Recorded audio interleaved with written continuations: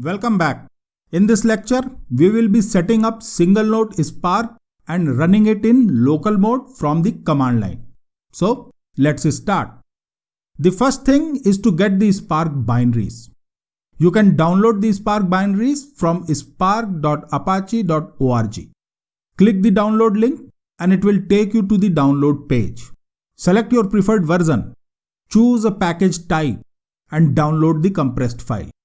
I am interested in the Spark 3.0, so I am going to download the Spark 3 binaries. You can download this binary from the Spark Apache website as I am showing it here. However, I have included a copy of the same in your course library. This is to make sure that you are using the same version as I am using in this training, and we can avoid unnecessary confusion.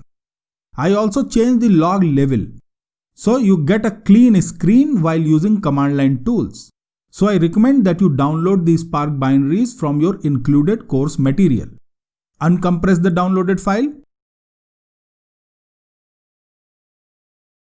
and you should get a tar file. You need to extract the tar file and you should get a Spark 3.0 directory. Let me rename it as Spark 3. This renaming is not necessary, but I feel convenient with small directory names. If you downloaded it from your course material, then it should directly extract as the Spark 3 directory.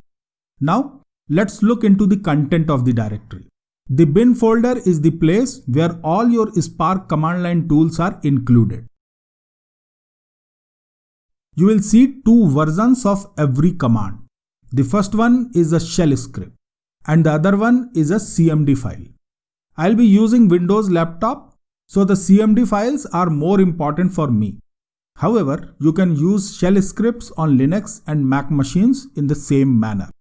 There are other directories as well, but let's not worry about them at this stage. Great, the first step is over. The next step is to start the Spark Shell command line tool and test your installation. Let me try it.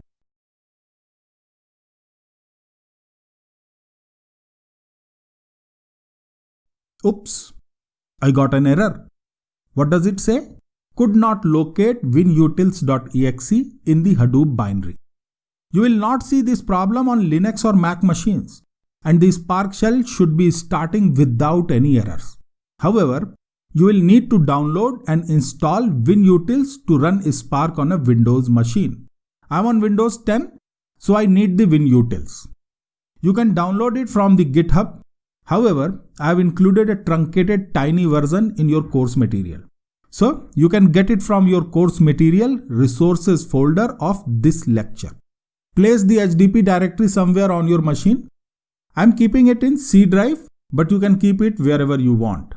The next step is to set up the Hadoop home, and it should point to the WinUtils home directory. Let me do it.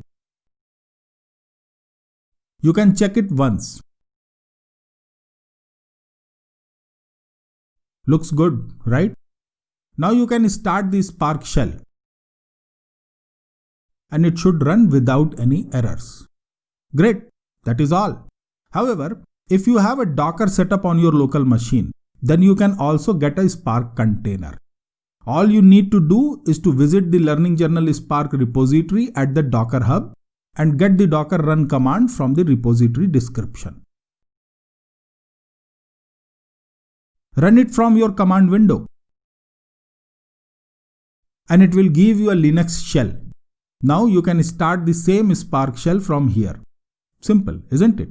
This one is little more convenient because it runs Spark in a CentOS 8 container and you get to work with Spark on Linux platform. Great, that's all for this lecture. See you in the next lecture. Keep learning and keep growing.